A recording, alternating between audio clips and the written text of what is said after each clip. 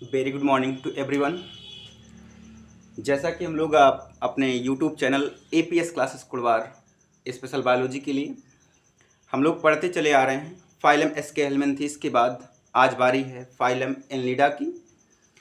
तो एनलिडा यानी एनिलस, जिसका मतलब होता है एन्यूल्स, और एन्यूल्स का मतलब होता है लिटिल रिंग। मतलब इनके शरीर के अंदर छोटी छोटी रिंग यानी अंगूठी या छोटे छोटे वलय जैसे सेगमेंटेशन मिलता है। यानी छोटे छोटे वो सेगमेंटेशन अंदर से भी है और बाहर से भी है, अर्थात फाइलम एनलिडा में सेगमेंटेशन उपस्थित है।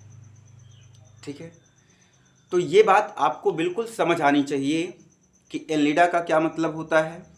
लिटिल रिंग वाले एनिमल्स, छोटे छोटे इनके शरीर में कहीं ना कहीं एक्सटर्नल हो, लेकिन कुछ में एक्सटर्नल और इंटरनल दोनों होती हैं, ये बात याद रखिएगा।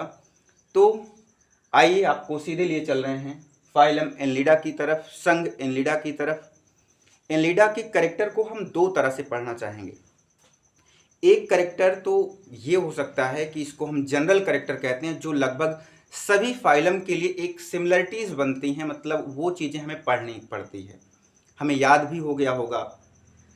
Habit, habitat, body plan, germ layer, coelom, ठीक है ना। तो ये सब चीज़ें तो हर एक फाइलम में, लेकिन हर एक फाइलम का कुछ अपना अलग अलग फीचर भी होता है, अलग अलग करेक्टर भी होता है। तो उन्हीं करेक्टर की वजह से इन जंतुओं को अलग भी रखा गया। भाई किसी को एस्केहेलमिन्थीस में रख दिया गया, किसी को प्लेटीहेलमिन्थीस में कह दिया गया, और किसी को एनलिडा में, मोलस्का में, आर्थ्रोपोडा में। मतलब ये कुछ ना कुछ कहीं डिफरेंसेस हैं, इसमें विभिन्नताएं हैं, वेरिएशन हैं, इस वजह से इनको अलग अलग किया गया। तो वो वजह कौन सी है, वो वेरिएशन कौन सी है, इसके बारे में हम लोग पूर्णतया समझेंगे। आइए पहले जनरल कैरेक्टर में आते हैं। तो जनरल कैरेक्टर हमारे पास कह रहा है कि हैबिट और हैबिटाट, यानी इनकी प्रकृति और वासस्थान, ये कहाँ पर रहते हैं। तो ये जो है टेरेस्ट्रियल और एक्वेटिक दोनों हो सकते हैं। टेरेस्ट्रियल एक्वेटिक के साथ साथ ये पैरासाइट भी हो सकते हैं, परजीवी। तो परजीवी में कौन हो सकता है, इसको आप जरूर अभी लास्ट में देखेंगे, क्योंकि परजीवी है। अब परजीवी दो तरह का, इंडो पैरासाइट हो सकता है अंतः परजीवी, और दूसरा हो सकता है एक्सो पैरासाइट यानी बाह्य परजीवी होता है। तो कौन सा जंतु जो है जो परजीवी के रूप में रह रहा है इस संघ का, उसके बारे में बात करेंगे। टेरेस्ट्रियल स्थलीय होते हैं, एक्वेटिक यानी कि जलीय। तो जलीय में ये फ्रेश वाटर भी हो सकते हैं और मैरीन वाटर भी हो सकते हैं, मतलब स्वच्छ जल और लवणीय जल दोनों में रह सकते हैं। दूसरी बात आती है body level of body organization की। तो लेवल ऑफ बॉडी ऑर्गेनाइजेशन में क्या है, ये ऑर्गन सिस्टम के, मतलब इनमें अंग तंत्र का निर्माण हो चुका है, ऑर्गन सिस्टम का यानी अंगों का निर्माण हो चुका है इसमें। इसके बाद नेक्स्ट कैरेक्टर आती है सिमेट्री। सममिति कैसी है, तो सममित जैसे हम लोगों में होती है बाइलैटरल सिमेट्री, अर्थात द्विपार्श्व सममित। इनको सीधे लॉन्गिट्यूडनल आप अलग करेंगे, एक प्लान से काटेंगे तो ये दो बराबर भागों में बट जाएगा, इस वजह से इनमें कैसी सिमेट्री होती है भाई, बाइलैटरल सिमेट्री पाई जाती है। देन आते तीसरे कैरेक्टर में आते हैं body plan and germ layer. इनका जो बॉडी प्लान है, बॉडी प्लान स्टार्ट कहाँ से हुआ था, मतलब सॉरी जो ब्लाइंड सैक प्लेटीहेलमिन्थीस तक था, उसके बाद जो एस्केहेलमिन्थीस पढ़े थे तो उसमें क्या था, tube with in tube body plan था, अर्थात नली के अंदर नली वाली जो प्रणाली थी, अर्थात उसमें उसका क्या मतलब होता है, tube with in tube body plan का क्या सेंस होता है, आप ये कमेंट में जरूर करें, नहीं तो अभी एट लास्ट में आपको जरूर फिर से समझा दिया जाएगा। ठीक है, तो यानी कि इसमें tube with in tube plan पाया जाता है। और जर्म लेयर की बात करते हैं तो ये कैसे होते हैं भाई, ट्रिप्लोब्लास्टिक होते हैं, अर्थात त्रिकोरकी होते हैं, इसमें 3 जर्म लेयर होती है।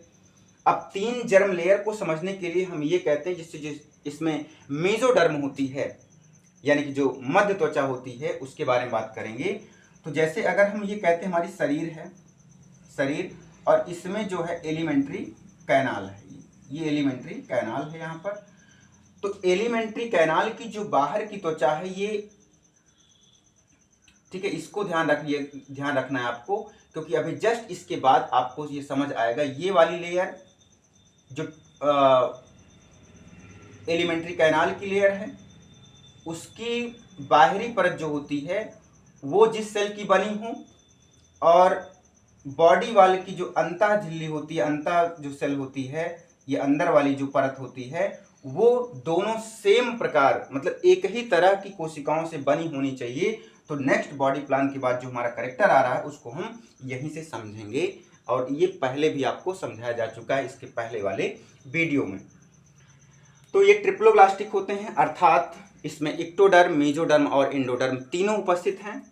देन सीलोम की बात आती है, तो सीलोम में फाइलम प्लेटीहेल्मिन्थीस तक जो भी एनिमल थे वो सभी कैसे थे, एसीलोमेट थे, अर्थात उसमें सीलोम नहीं था। ये वाला पार्ट नहीं पाया गया, अर्थात जो एलिमेंट्री कैनाल की जो बाहर की दीवार है और बॉडी वाल की जो अंदर की दीवार है, अगर दोनों सेम एक ही प्रकार की कोशिकाओं से मिलकर के बनी होंगी तब उसे बोलेंगे सीलोमेट। अगर वो चीज़ इसमें ये सेल्स नहीं पाई जा रही हैं तो इसका मतलब वो एसीलोमेट है।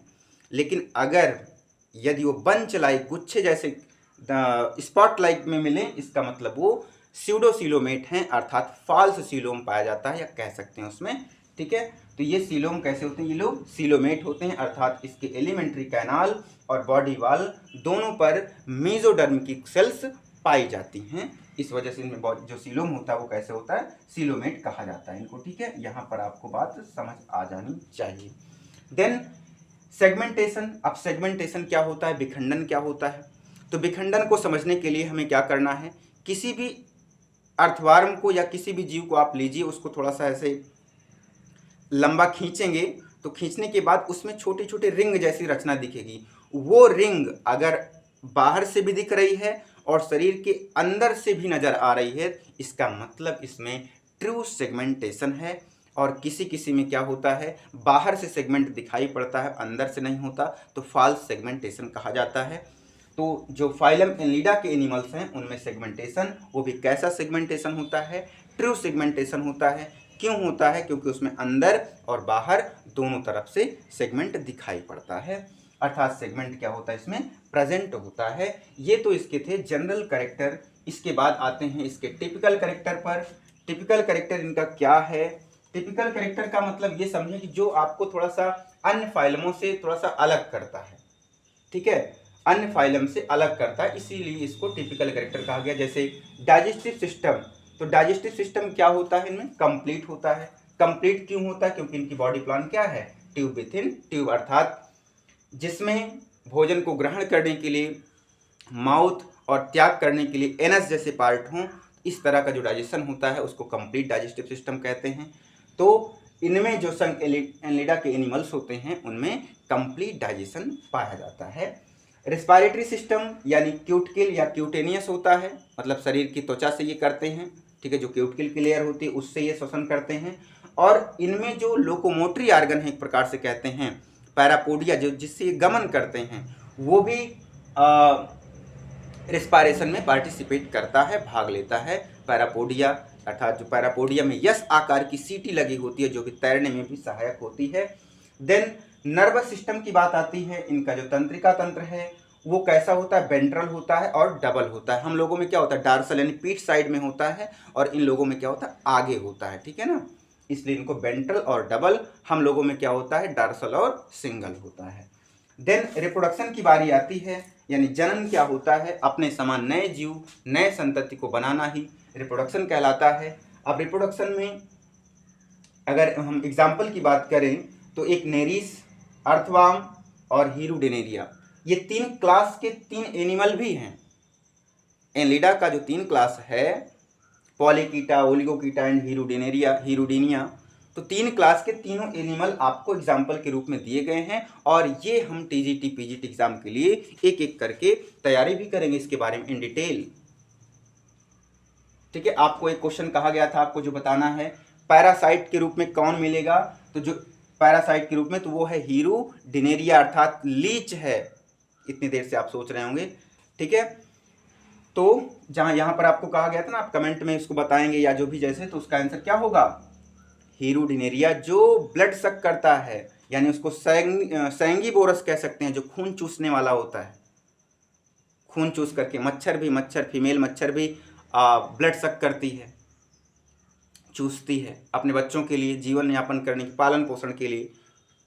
ठीक है, तो यहाँ पर नेरिस, पहला एग्जांपल, नेरिस कैसा होता है भाई, यूनिसेक्सुअल होता है, अर्थात नर जो मेल बॉडी है अलग और फीमेल बॉडी अलग होती है। और इनमें क्या होता है, इनडायरेक्ट डेवलपमेंट होता है।